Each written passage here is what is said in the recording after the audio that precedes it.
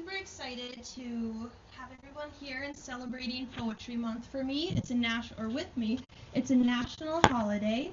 I'm Angelica and I am the heart of the Book Nook here at Deja Bleu. And I want to thank all of our readers here tonight. They are spilling a little bit of their soul with us, so I want everyone to welcome them with open arms, and I want tonight to be a space where vulnerability is met with kindness. So we'll start with the first reader.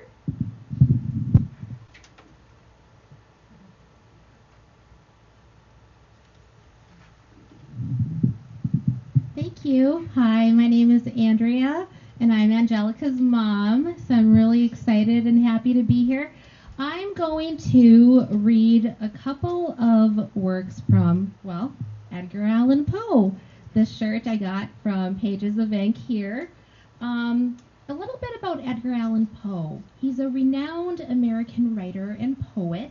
He's known for his masterful use of mystery, horror, and the macabre, with works like The Raven, Annabel Lee, The Telltale Heart, and of course leaving a lasting impact on literature. So the first poem I will be reciting is actually his final poem. It was written in 1849 and published posthumously. It tells the story of a young man who recalls his deep love for a maiden named Annabel Lee. Their love was so intense that even the angels in heaven envied them. So here we go. Annabel Lee by Edgar Allan Poe. It was many and many a year ago, in a kingdom by the sea, that a maiden there lived whom you may know by the name of Annabel Lee. And the maiden she lived with no other thought than to love and be loved by me. I was a child, and she was a child, in this kingdom by the sea, but we loved with a love that was more than love, I and my Annabel Lee, with a love that the winged seraphs of heaven coveted her and me. And this was the reason that long ago, in this kingdom by the sea, a wind blew out of a cloud, chilling my beautiful Annabel Lee, so that her high-born kinsman came and bore her away from me, to shut her up in a sepulchre in the kingdom by the sea. The angels, not half so happy in heaven, went envying her and me. Yes, that was the reason, as all men know, in this kingdom by the sea, that the wind came out of the cloud by night, chilling and killing my Annabel Lee. But our love, it was stronger by far than the love of those who were older than we, of many far wiser than we. And neither the angels in heaven above, nor the demons down under the sea, can ever dissever my soul from the soul of the beautiful Annabel Lee. For the moon never beams without bringing me dreams of the beautiful Annabel Lee, and the stars never rise, but I feel the bright eyes of the beautiful Annabel Lee. And so all the night tide I lie down by the side of my darling, my life and my bride, in her sepulchre there by the sea, in her tomb by the sounding sea.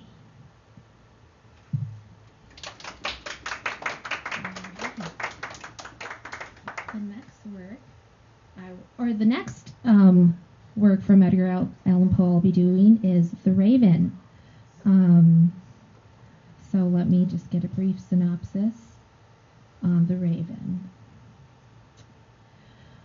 It's a narrative poem. It's about a man who is actually grieving, who is grieving his lost love, and he's visited by a raven. So this poem explores themes of sorrow, loss, and the torment of unresolved grief, which some of us may have an understanding of, unfortunately.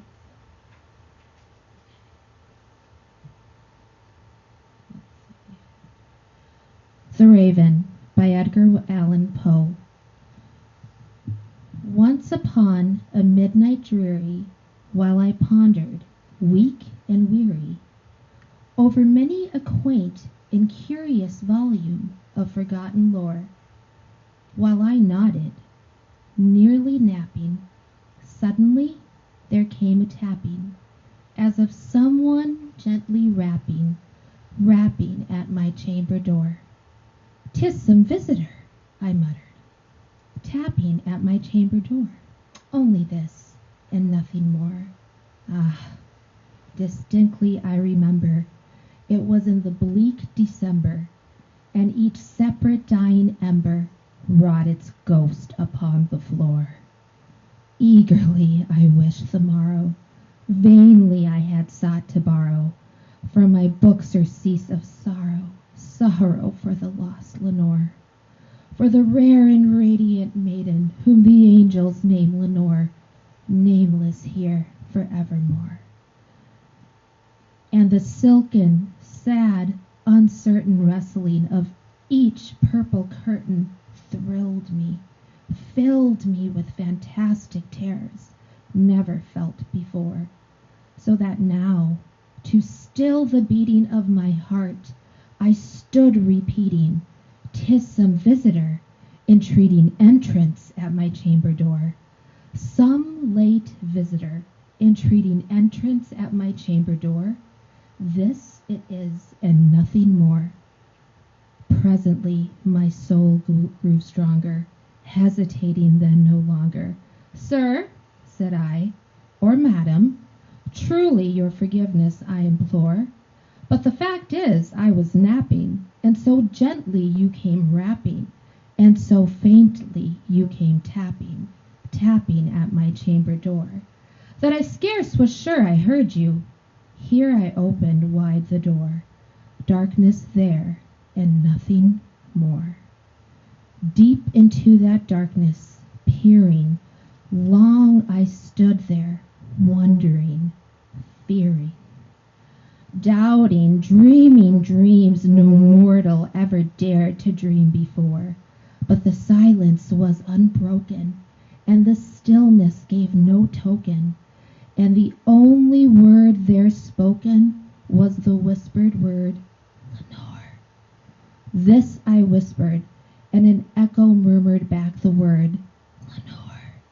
Merely this, and nothing more. Back into the chamber turning, all my soul within me burning, soon again I heard it tapping, somewhat louder than before. "Surely," said I, "surely that is someone at my window lattice. Let my heart be still a moment, and the mystery explore. 'Tis the wind, and nothing more." Open here I flung the shutter, when with many a flirt and flutter, in there stepped a stately raven of the saintly days of yore. Not the least obstinance made he, not a minute stopped or stayed he, but with mane of lord or lady perched above my chamber door, perched upon a bust of Pallas, just above my chamber door, perched and sat in nothing more than this ebony bird beguiling my sad fancy into smiling, by the grave and stern decorum of the countenance it wore.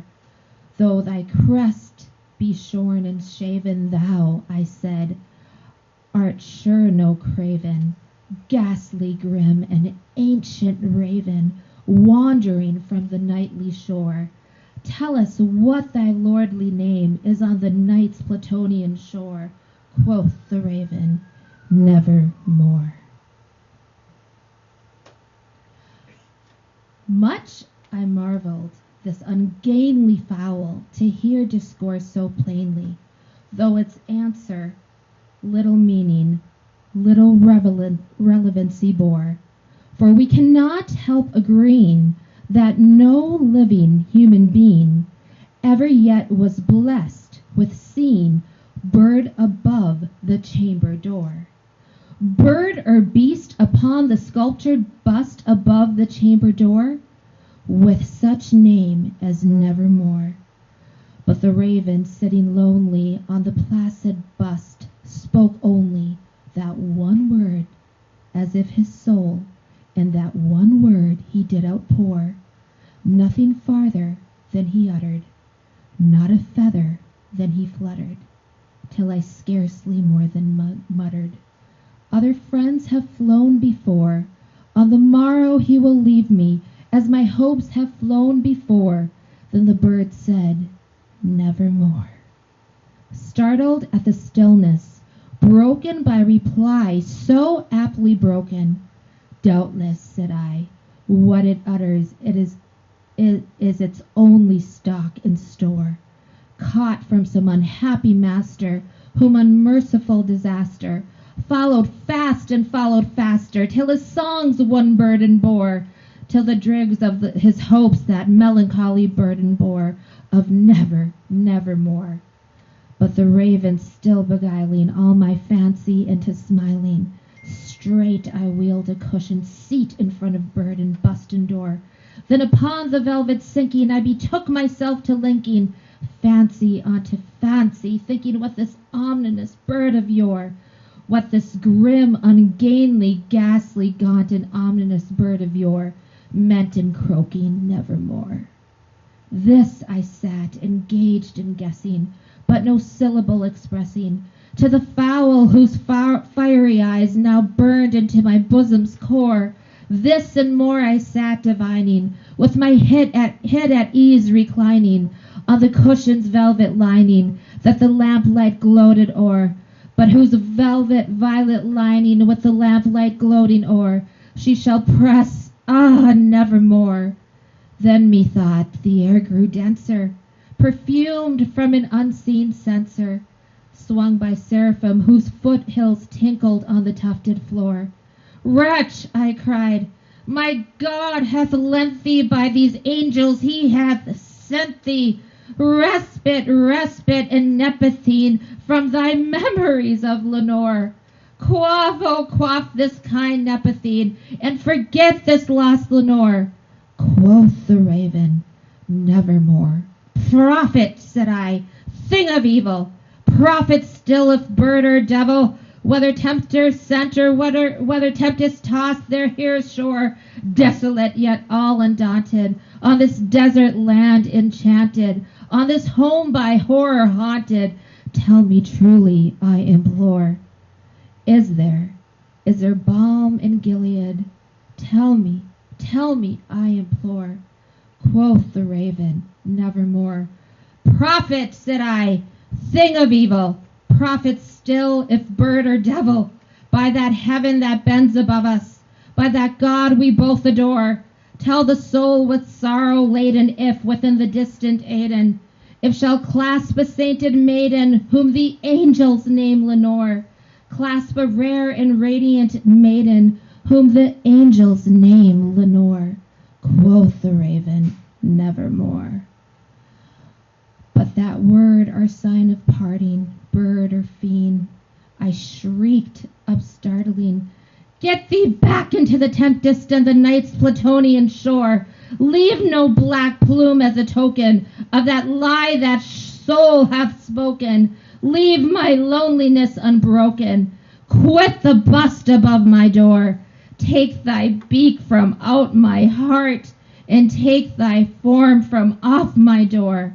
Quoth the raven, nevermore. And the raven, never flitting, still is sitting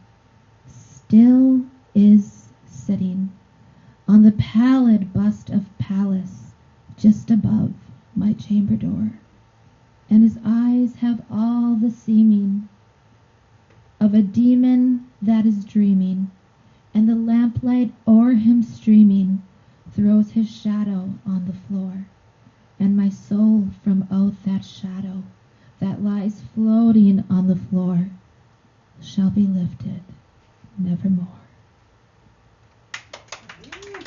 And I have one more. It's let's see. It's a more condensed version of The Highwayman by Alfred Noyes. He was an English poet, best known for his romantic and dramatic ballads, especially The Highwayman. He was active in the early 20th century. He wrote lyrical poetry that often focused on themes like love, heroism, and adventure. His work is known for its musical rhythm and vivid imagery. So let me get to that here. I think I need some water. It'll sound a little bit like a raven. Oh, thank you.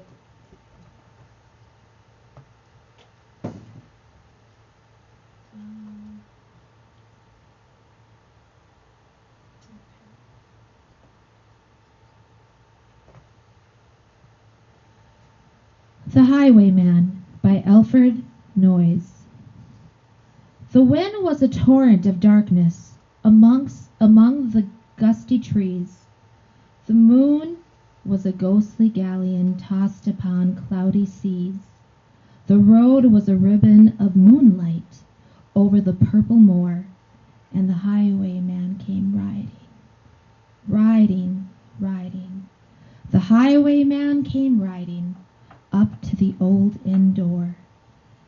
He'd a French cocked hat on his forehead, a bunch of lace at his chin, a coat of the claret velvet, and breeches of brown doe skin.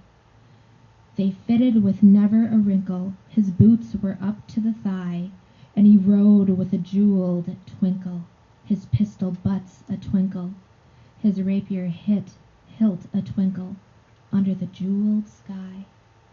Over the cobbies he clattered and clashed in the dark inn yard, and he tapped with his whip on the shutters, but all was locked and barred. He whistled a tune to the window, and who should be waiting there but the landlord's black-eyed daughter, Bess, the landlord's daughter, plaiting a dark red love knot into her long black hair. And dark in the old inn yard, a stable wicket creaked, where Tim the ostler listened. His face was white and peaked. His eyes were hollows of madness, his hair like moldy hay, but he loved the landlord's daughter, the landlord's red-lipped daughter. Dumb as a dog he listened, and he heard the robber say, "One kiss, my bonny sweetheart, I'm after a prize tonight. But I shall be back with the yellow gold before the morning light. Yet, if they press me sharply and harry me through the day, then look for me by moonlight. Watch for me by moonlight. I'll come to thee by moonlight, though hell should bar the way." He rose upright in the stirrups. He scarce could reach her hand, but she loosened her hair in the casement. His face burnt like a brand as a black cascade of perfume came tumbling over his breast, and he kissed its waves in the moonlight. Oh, sweet black waves in the moonlight. Then he tugged at his rein in the moonlight, and he galloped away to the west. Thank you.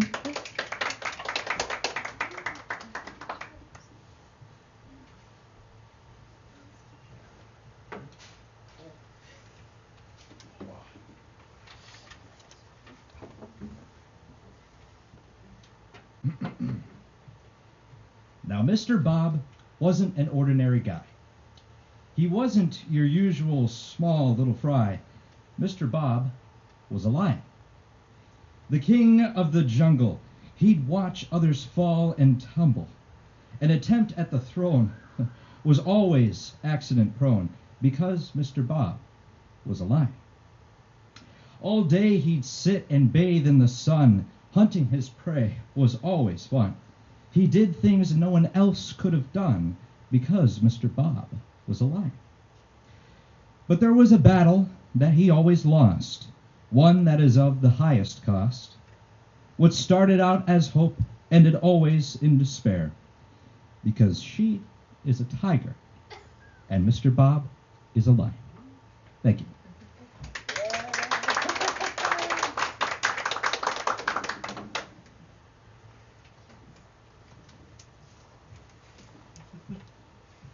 going to be hard to follow up that. Hello, hello. Perfect. Well, hi, I'm Xander. I'm a regular here. I think I know most of you. I'm a local artist, an author, and I got some poems for you today. I've written all of these myself. And let me find our start here. Here we are. By the way, love the Edgar Allan Poe. That was favorite as well. Loved him. This first one, just simply titled, That Is My Music, and it's as follows. Oh, for another, to hear of the music that rages behind my eyes, for the symphony to scream out like a mental megaphone to the masses, for a loved one to take vantage in the crowd and hear my melodies, their songs. Like sagas spread from olden folk circling ablaze with whimsy, their songs, like a tragedy untold, meant only to deepen its sorrowful fatality. Their songs like a battle between two wise minds, neither knowing themselves as the lesser. Their composure, a statue of thought and grovel, cobbled by mindful meniality. Their composure, the mindless scribblings of a feathered creature's formality. Their composure, a weathered cliffside against a raging ocean front of constant waves and rubble. Like rest, beat, and treble, that, all that is my music. Oh, for another to hear the music that rages behind my eyes.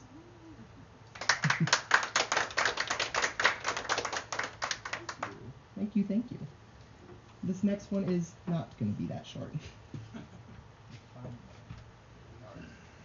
This next one takes a lot of inspiration from my preferred writing style, we'll say. It's very similar to my book, very similar, and I like to think my writing style takes a lot of inspiration from Edgar Allan Poe as well. And a bit of H.P. Lovecraft as well. I like the floating above your head, so envision yourselves if you can in this main character's perspective. Never a word said, nor one heard or cared for ever. All he was an object, present and motionless. But tonight, he would be heard. Awoken in a black and bleak theater, silent yet immense, a curtain opens to golden spotlights, bringing life to the large stage. Actors, obelisks strewn across its old planks in the still image of the first act scene. A play, one like many held in the theater's vast embrace, same people in the same spots playing the same roles like always. A painter sat in a windowsill, a lady with child and stroller, an adventurous young man, all present, accounted for, and playing their part. It was rehearsed, redone over and over and over to meaningless perfection. An oversaturation of ordinary fantasia reduced to the same line, the same trope, the same roles. It was also meaningless to him. He was nothing. How could something so amazingly produced seem of any relevance to nothing? Well, that's where you're wrong. For what does nothing yearn more for if to be anything? To be, to exist, to have a role in that masquerade of facade and played grandeur. It was his unfulfilled desire to be up on that stage under the welcoming embrace of those warm golden spotlights and illuminated for all the faces to see and marvel at. The play continued on, with witty lines and well-performed characters, intermingling like a song and dance. Not a single misstep, nor stutter of word, nor shifting of poise was to be seen. The perfect production, moving in perfect unison, with perfect timing and perfect acting, all like clockwork to the age stage that had seen it done countless times. He saw its perfection. He wanted it. More and more he wanted to be with it, with every line delivery, with every step, with every song and monologue, with every step, with every perfectly placed prop, with every step he took. He stepped closer and closer, and in this moment, with the curtain up and the veil thinned, he reached out. He felt the stage's edge, its aged wood like sandpaper, as he pulled himself up onto its ledge and felt its searing heat from the lights that illuminated his nothingness. He was no longer nothing. He was brought to existence by its observation of the damning lights that shone above. The stage, the people, beyond warped from what he knew them to be, husks filled with straw and lifeless dolls that sat motionless and restless in their designated spots, for they knew the story was wrong. The play thrown out of whack, the song out of time and key, in a body where one shouldn't be. They stood frozen still, with raged anticipation that festered the longer the light shone. 'Twas only to be broken by his attempt at dialogue. Words in a ferocious and drastic display, like knives in a carcass slicing through the gutted display of casting crew. His display was mockery at best. It was less than mockery. It was a disgrace. They knew it. His existence was that of Spotlight sustained only a matter of time, until he was to be nothing once more. The cast knew it, the crew knew it, the audience knew it, and alas, he knew it too. He tried desperately to suppress the knowledge, muffled the guttural scream with joyous laughter and witty remarks to hide the sting of dramatic poise and rhythmic moment. Yet the more he flopped and flung about his rotted tomb of a stage, the louder and sustained what little existence he had. When it became too much to bear, he found the audience barely visible through the engulfed spotlight. The void he was so dreaded to be, it sat there and waiting for him. The stage shrunk in size, the cast, their husks lit ablaze from the heat of the lights above. When all at one instant the hellish infernum's cry came to a maddening roll, when the burst of light and shattering of glass came and killed all forms of movement, eating all life from the stage and set, resetting its existence back to empty theater, encompassing and bleak, silent, with no rustle of life whatsoever. Never a word said, nor one heard or cared for ever. All he was an object, present and motionless, never to be given life again, until next the curtain opens.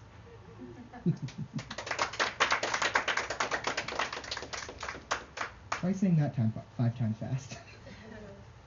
This next one, it's a lot simpler than the macabre dreads of a theater, but it's also one of the oldest that I'll be demonstrating for you tonight. Simply titled Thinking. Not moving, just thinking. Not talking, just thinking. Swirling thoughts, but more so to bittering, but not moving, just thinking. But what about? I'm not sure. Why is this so hard when I'm not moving? Life is easy and difficult to master when you're not moving, just thinking. Thank you again. This will be my last poem of the night. I wrote it specifically for this event, and it's, in my opinion, the most meaningful, to me at least. And it is simply titled, I Love You. I love with no passion, I feel with no friction, yet emotion and definition blend to make reaction compounding and homogeneous. Building to a whole, the solution settles, and I am born. Sound touches skin and lung finds air, scent finds nostrils as fingers find hair. I am alive. I am real, and reality bears itself to me with all of its authenticity. How could it not?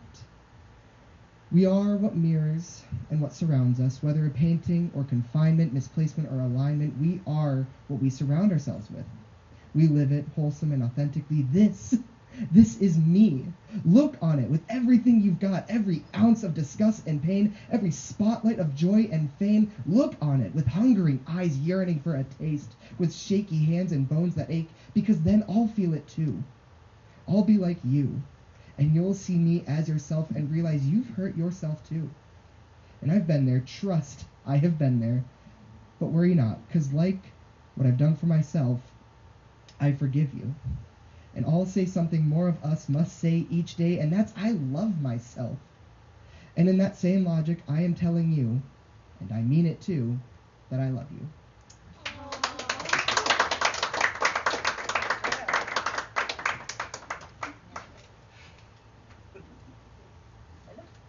All right, before we close, we have one more poet. She couldn't make it into the event tonight, but she did film in the podcast studio and recorded herself. So this is an original poem by Patty Alamo.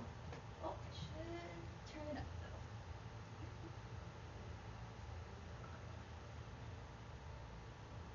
I tested it. 50 is the magic number.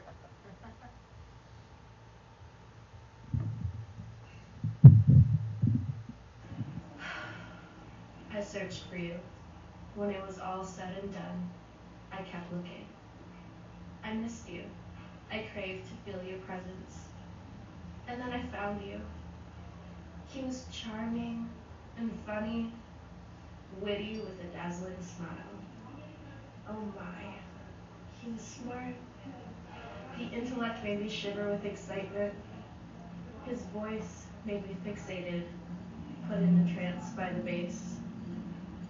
His demeanor, oh so confident, stoic, and the cherry on top, he ignored me when I annoyed him. He gaslit me when it came to my beliefs. He belittled me with sweet words, like, it's not your fault you don't know. He was bittersweet. And man, it felt like home. It felt like you. And I found comfort in being made to wait for a response. It felt like we were still together when the most attention he gave me was when he was horny. Felt just like you. And God, I missed you. I missed drowning in the misery of wondering if I was good enough and knowing they don't deserve me. That's how I know I was looking for you. This is how I know I loved you. That is why God asked me to leave you and follow him. Because you were poison in my mind, but like the dog I am, I searched for my own vomit and ate it like I was starving. And the worst part of all, he was easier to leave because he was still kinder to me than you ever were. She's so good at telling it brings tears to my eyes. I searched for you. She is working on making a book for me of all her poems. I'm so excited. But I want to thank you, everyone, from the bottom of my heart for being here. Every voice shared, every verse spoken, and every moment of silence you gave one another made this night incredibly special. Pages of Ink exist to create a space for stories, and tonight we all lived that mission together. I want to give another round of applause to all of our readers. Thank you so much, everybody. And if you enjoyed tonight, please stay connected. Come into Deja, Bleu, and Pages of Ink. Let's keep building this community of readers, writers, and dreamers together. Till next time, keep writing, keep speaking, and keep showing up. Thank you and good night.